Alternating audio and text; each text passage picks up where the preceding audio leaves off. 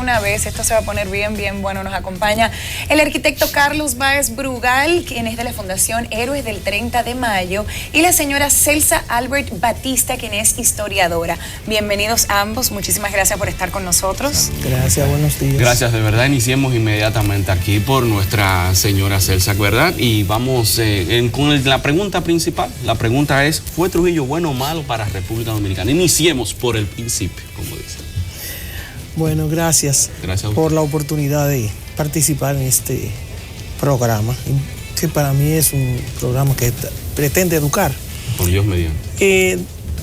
Bueno o malo son dos respuestas muy rápidas, ¿no? Para responder.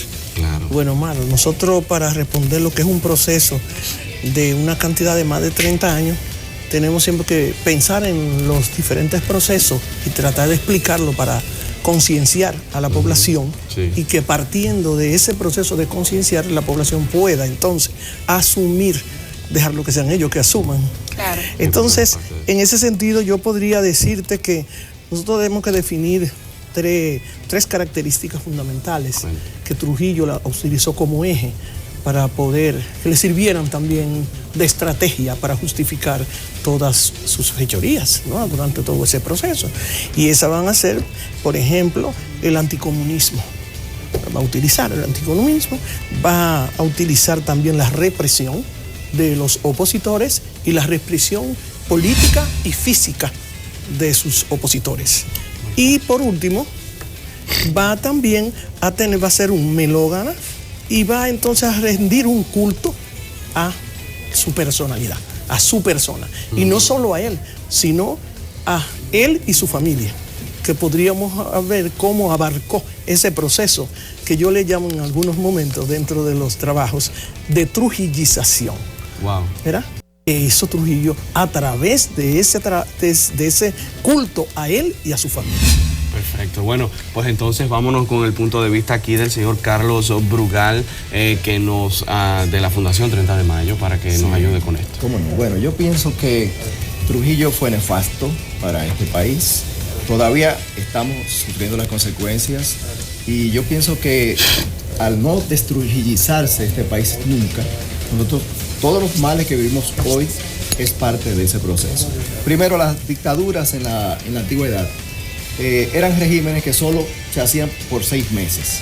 Buscaban una persona, le daban ciertas libertades para que resolviera por 6 meses. O sea que Trujillo duró 30 años y medio de lo que debía haber durado una dictadura.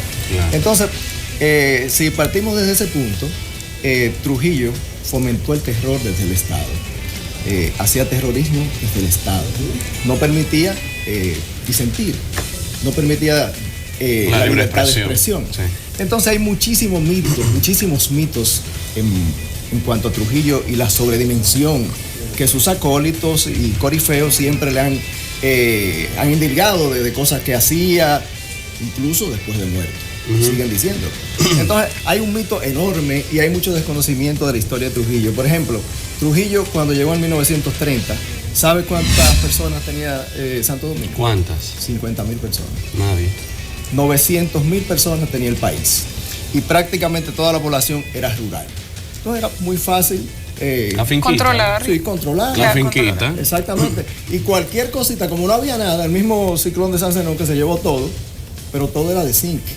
En 1929, en Sánchez Primaveral, se había ya 2 o 3 casitas de hormigón, las 3 primeras casitas de hormigón. Pero después todo era de zinc, madera. Entonces se lo llevó el viento. Se quedó la ciudad colonial, que era la única parte que era con estructura fuerte. Pero la reconstrucción de Trujillo de esa ciudad fue una reconstrucción política. O sea, se hizo más política que lo que se hizo en obra. En aquella época, como no había nada, hacer un parque era un megaproyecto. Claro. Entonces, y era mucho más fácil destacarlo, después que no había nada. Entonces, la semiótica, que es una cosa que se usa en publicidad, Trujillo lo utilizó en sus 31 años. Trujillo es único. Hacía un edificio y ponía un letrero enorme: Trujillo es único. El pico más alto, Trujillo. ¿Quién te daba la salud? Angelita, la hija de Trujillo. ¿Quién te daba la recreación? Granfield, el parque Granfield. O sea, todo tenía un ingrediente connotación de propaganda publicitario muy fuerte, sí, claro. De 31 años, todo estaba a nombre de esa persona. Entonces, los mitos. El Trujillo y la deuda externa. Trujillo pagó la deuda externa, hizo un cheque, pero resulta que no hizo la gran cosa. La deuda externa la convirtió en deuda interna en el Banco de Reserva, y nunca se pagó la deuda interna. Eso han hecho escritos sobre eso. Sin embargo, se magnifica, Trujillo pagó la deuda externa. El único. En Haití, en ese mismo año y un poquito antes, pagaron también la deuda externa. Ese que la pagó no es el gran héroe, ni allá se habla tanto de eso, incluso la pagó en mejores condiciones económicas que la pagó Trujillo. Entonces, los procesos que hizo Trujillo eran procesos que se hacían en todos los países del área, pero sin embargo aquí se hacían más tarde que todos los demás países. Ya. Entonces eran recetas latinoamericanas, procesos de cambios de importaciones, producto de la Segunda Guerra Muy Mundial, buen manejo de etcétera. parte de él y de las Mercadeo, personas que... mercadeo. Exactamente. Excelente mercadeo. ¿Qué opinión les merece a ustedes las entrevistas y las declaraciones que ha dado por parte de la Fundación Trujillo? Su nieto, como estábamos viendo, que vimos pedacitos de sus declaraciones, de cómo justifica muchas cosas del pasado, de cómo las compara con hoy día, de cómo estuvieron en aquel entonces bien y si hubieran estado ahora, pues sería distinto. ¿Qué ustedes piensan acerca de eso? Diga usted, señor. Bueno, para mí son las expresiones de un pariente, ¿no? Es un pariente que desconoce, que desconoce los procesos históricos, la magnitud de lo desprovisto que estaba, porque hoy hablamos de la seguridad social, pero bueno, es que en la era de Trujillo no hacía falta, porque él resolvía lo que era. Nosotros vemos en las investigaciones que hay en el Museo de la Resistencia, y más de 50.000 personas mató aquí en la República Dominicana, sus opositores físicos y políticos. Los eliminaba. Esos son los que más mal contados, porque sí, exactamente. Lo que se encontraron, que nunca se encontraron también. Y lo dice así mismo la investigación, que son los que han podido, porque nosotros sabemos cómo eran las muertes que eran en cadena. O sea, si moría la cabeza y luego los otros varones continuaban, pues también lo iban eliminando por proceso. Sí. Entonces, también esto de que las construcciones, pero bueno, ¿quién era que tenía que hacerlo? Si él era el Estado, eso no hay que felicitar a ningún presidente ni ningún gobierno porque haga las cosas. Es que tiene que hacerlas, porque hay el Estado que tiene que asumir esas cosas. No. Entonces, es como decía aquí el colega, eso lo convierten para magnificar su personalidad, y claro, él lo asume, porque acuérdense que era el primer educador. Él fue el primer maestro y el generalísimo. Él fue todo primero. Sí, y de ahí le vino lo de padre de la patria nueva, benefactor de la patria. Sí, o sea que todo eso le llegó, ¿no? Dentro de la megalomanía en que se desenvolvió la dictadura, necesaria para poder que nadie se preocupara por investigar ni por saber, porque ya estaban los viejos para decirle a uno, no oiga noticias de fuera, no lea eso, sigue derecho, no te metas en eso, ponte a escribir poesía en la escuela. El cuadro de la casa obligado. Sí, exactamente. Y además la jefatura, donde por eso hablo de un proceso de trujillización, la jefatura, que él era el jefe de toda casa, ¿no? Y se llegó a comparar en la tierra un jefe y en el cielo. O sea que bueno, ¿hasta dónde? Desquiciado, totalmente. Sí, bueno, el proceso de que las cosas de Trujillo de que fueron buenas, etcétera, etcétera, eso se llama revisionismo histórico. Ha sucedido en España, ha sucedido en Argentina, generalmente con los familiares de los dictadores. Cuando se trata de buscar beneficio político a posteriori, se le dice revisionismo peyorativo de la historia. Eso está estudiado. Y omisión de hechos, omisión de fechas, cosas verdades que no son probadas. Entonces todo hay un tinglado de decir que fueron diferentes las cosas que sucedió.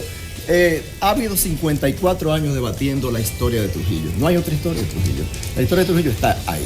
Una historia que nos dejó más de una generación castrada en libertad, en pensamiento.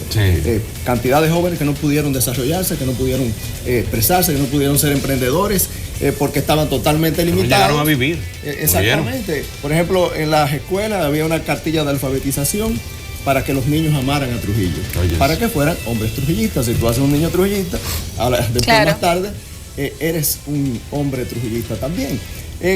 Pero llegó el punto, como siempre llega a todo punto, que la gente se harta, se hastía. Y por ejemplo el hecho, como el día de ayer, que fue el 14 de junio, eso vinieron esos expedicionarios y le dijeron a Trujillo que sí se podía enfrentarlo, que ya bastaba. Y se inmolaron porque prácticamente murieron más de casi 200 personas. Pero a raíz de eso, la gente empezó a mirar las cosas totalmente diferentes. Y luego el hecho nefasto del asesinato vil de las hermanas Mirabal, lo que puso la tapa al pomo. Y el 30 de mayo de 1961, entonces llegó la hora de Trujillo. La hora cero de ese. La hora de Trujillo y el decapitamiento de la tiranía. Pero, lamentablemente, se quedaron muchos remanentes trujillistas.